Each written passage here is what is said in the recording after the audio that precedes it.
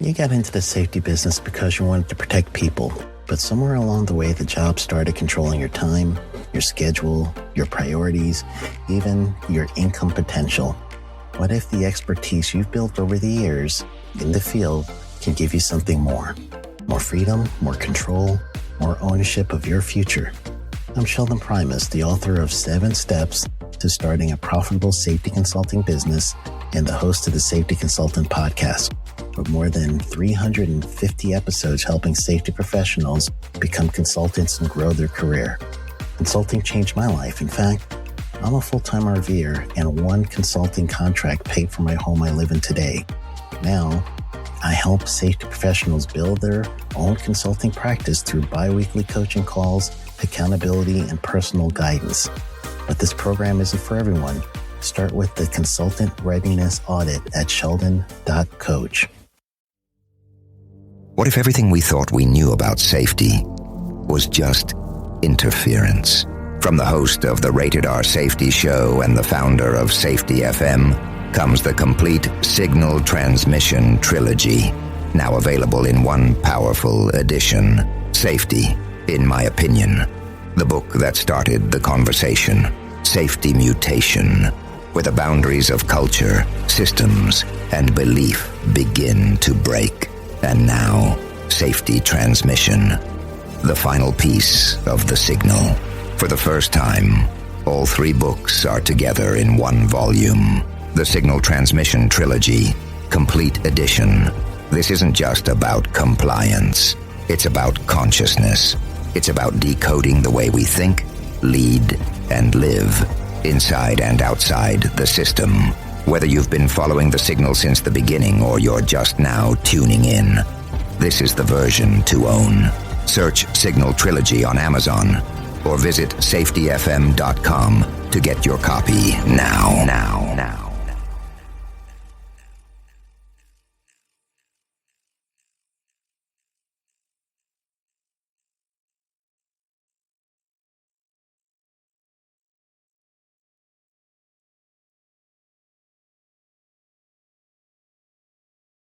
Is your safety training old, stale, and hackneyed? Is your safety trainer still preaching a warped version of behavior-based safety? How about safety training that actually addresses your hazards in your workplaces and is not standardized baloney from 25 years ago?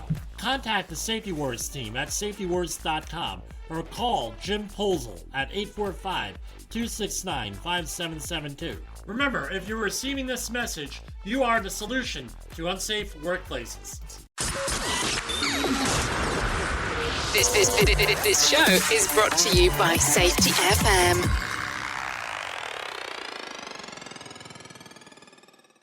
Warning, the following broadcast contains adult language, adult content, frank safety discussions, and stories that might sound unbelievable. But believe me, every one of those stories is true. We didn't start the safety war, but we are going to fight to win it. For our families, for our communities, for our workplaces, and for our lives. This is Jim Posel with Safety Wars. There has been a lot of talk lately about the U.S. Department of Transportation's proposed new ambitious plan with a goal zero of highway deaths. A lot of the plan is being financed with the recent controversial passage of the Infrastructure Investment and Jobs Act. There is a lot to be happy with this act, and there's a lot of stuff to be very concerned with. I mentioned during the whole COVID ETS controversy, as Emergency Temporary Standard, that the administration seemed to be taking a new approach with worker safety. That is, making workers do things outside of work, and the consequences also they're getting outside of work of not complying with company policy or the ETS aspects, namely weekly testing and vaccination. Let's talk about this zero goal thing, or this goal zero, whatever we want to talk about it. We know from managing workplaces about the fallout of zero injuries, zero illnesses, and zero incident goals overwhelmingly.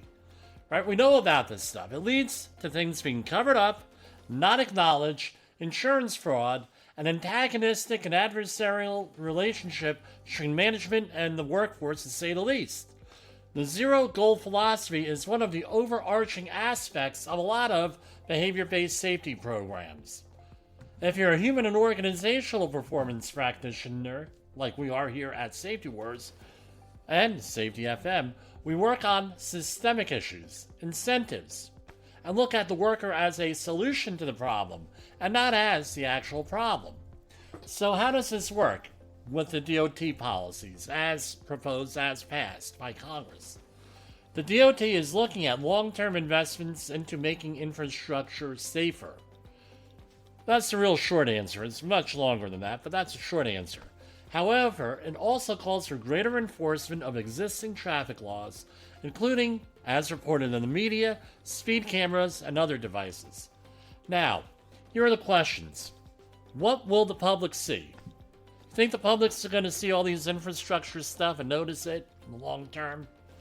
No, probably not. What's going to be the main interaction with the public? What's the easiest, cheapest, and lowest hanging fruit? Because we know, as policy analysts, that low hanging fruit is what people go after first. Because it's cheap and it's easy, and it often, not all the time, but often leads to the greatest results. That is, in this case, traffic enforcement, especially through the use of cameras, either red light cameras or speed cameras. Over here in New York, New Jersey, where we reside, there are myriads of stories of speed cameras and their alleged abuse against motorists. I recall back in the early 2010s in New Jersey. Here's a quote from the New Jersey DOT website. New Jersey does not have red light cameras. As my former associate, political associate, that I've done some work with, State Senator Mike Daugherty has said, there were abuses that occurred in the past with these lights, and this is according to an article in from New Jersey 101.5, and those abuses had to do with the timing of the lights. And eventually led to them being outlawed in New Jersey, although they are present in other states. So what's the point here? In New Jersey, what were they doing? They're screwing with the timing of the lights. So you're more likely to get a ticket because they shortened the timing of the yellow lights. So you think that you have 2 seconds and you're in the skills-based mode and you're in autopilot, and for example, you think you have 2 seconds, and in reality, you have a second and a half. And because you're in the skills-based mode and autopilot, your body already knows that, your mind already knows that, and now they change things up, which means you have to then go into the rules-based mode, change your behavior, which has a higher error rate, which led, in New Jersey at least, to more crashes at some lights. After a couple of really severe crashes, they got rid of these red light cameras. So, here is my question. What do we know about zero goal policies, especially in the workplace, if you are in the safety profession? It leads to the safety professionals being abused, safety people being maligned, and having their careers sabotaged by the workforce. It becomes a very antagonistic working environment. Another consultant, I'm not going to mention his name, I didn't have his permission, mentioned that he didn't know he was so hated until he had to enforce COVID-19 policies that were required by his employer. Right? Up until last month, we have had zero goal for COVID being touted in the United States. That's starting to change a little bit. But look at the negative view people now have of government, regulators, people in private industry that enforce mask policies and vaccination policies in their workplace, and that's just a short list. Look at some of the policies that are being implemented in other places around the globe in pursuit of a zero COVID policy. We're talking in Australia. There are many videos online. Hell, up in Canada, the peaceful Canadians are having widespread protests by truckers, and the truckers are planning on one in the United States. School boards have been overrun with angry people over the mandates and policies. Now let's talk about DOT-related things. What might happen? We all know as policy analysts, by education I am a policy analyst, the cheapest and the easiest and quickest way of managing things is to go with the cheap solution, which is enforcement. The public isn't going to notice 20 years from now, 25 years from now, when their highways are redone, right, and repaved and redesigned. They're not going to notice so much that their redesign is leading to fewer fatalities. Right? But what do we have? We have enforcement. The public sees enforcement. We've always had enforcement. We've had enforcement a lot of times, so we've never gotten to goal zero anywhere. Maybe a couple of exceptions. There may be some outliers out there, right? Traffic fatalities have been pretty constant. They've been going down since the 1970s, slowly. Right, they've been trending downward because we have numerous safety features like seatbelts, airbags, car bodies that are meant to crumple up and give way, right? To just name a few, there's something like 3,000 different things I've heard cars have today that they didn't have in the 70s and 60s, right, before then, right? So, is more enforcement a good solution? I don't think in this country or elsewhere throwing more fuel on a fire between people and government and putting them against each other is sustainable. I think it's going to lead to what we call in economics negative externalities. We're not going to be able to totally predict all this stuff, but putting people at odds, that doesn't seem to be a very good solution. And let me say this, I'm always for saving lives. I'm a certified safety professional, among other things. I think every reasonable person is. Hey, I work with people who don't have that belief, believe me, and they're very vocal about it. But we need to have some kind of a broader discussion internally in our organizations and in society in general. Being brutal and forcing compliance on people rarely gets any organization to zero. We're safety professionals. We know that. Getting to zero is always a cultural shift with open discussion and working with people and organizations, not fighting with them and within them. We know about error rates, that no matter how safe your working environment is, you're going to have an error somewhere thrown in there, right?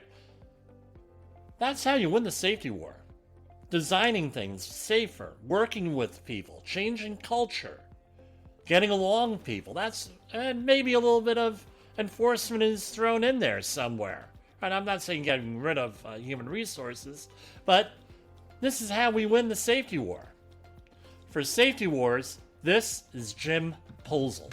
Are you tired of hiring safety consultants and safety professionals that don't have any passion for what they're doing? How about those who have never worked in the field or done the dirty work? Is there resistance to taking safety training because the training is boring, irrelevant, and unengaging? Are your employees playing a teen, college student, or someone on the dark web to take the online safety training for them? Look no further. Safety Wars can come to your facility or do most of the training you need through an online platform at times convenient for you. For more information, call me, Jim Posel, your Safety Wars host, at 845-694-4170. Or you can email me at jim@safetywars.com. Remember, if you've heard this transmission, you are the solution to unsafe workplaces. The views and opinions expressed on this podcast are those of the host and its guest and do not necessarily reflect the official policy or position of the company. Examples of analysis discussed within this podcast are only examples. They should not be utilized in the real world as the only solution available, as they are based only on very limited and dated open source information. Assumptions made within this analysis are not reflective of the position of the company. No part of this podcast may be reproduced, stored in a retrieval system, or transmitted in any form or by any means, mechanical, electronic, recording, or otherwise, without prior written permission of the creator of the podcast, Jay Allen. You got into the safety business because you wanted to protect people, but somewhere along the way, the job started controlling your time, your schedule, your priorities, even your income potential. What if the expertise you've built over the years in the field can give you something more? More freedom, more control, more ownership of your future. I'm Sheldon Primus, the author of 7 Steps to Starting a Profitable Safety Consulting Business and the host of the Safety Consultant Podcast, with more than 350 episodes helping safety professionals become consultants and grow their career. Consulting changed my life. In fact, I'm a full-time RVer, and one consulting contract paid for my home I live in today. Now, I help safety professionals build their own consulting practice through bi-weekly coaching calls, accountability, and personal guidance. But this program isn't for everyone. Start with the Consultant Readiness Audit at sheldon.coach. What if everything we thought we knew about safety was just interference? From the host of the Rated R Safety Show and the founder of Safety FM comes the complete Signal Transmission Trilogy, now available in one powerful edition. Safety, in my opinion, the book that started the conversation. Safety Mutation, where the boundaries of culture, systems, and belief begin to break. And now, Safety Transmission, the final piece of the signal. For the first time, all 3 books are together in one volume. The Signal Transmission Trilogy, Complete Edition. This isn't just about compliance. It's about consciousness. It's about decoding the way we think, lead, and live, inside and outside the system. Whether you've been following the signal since the beginning or you're just now tuning in, this is the version to own. Search Signal Trilogy on Amazon or visit safetyfm.com to get your copy now.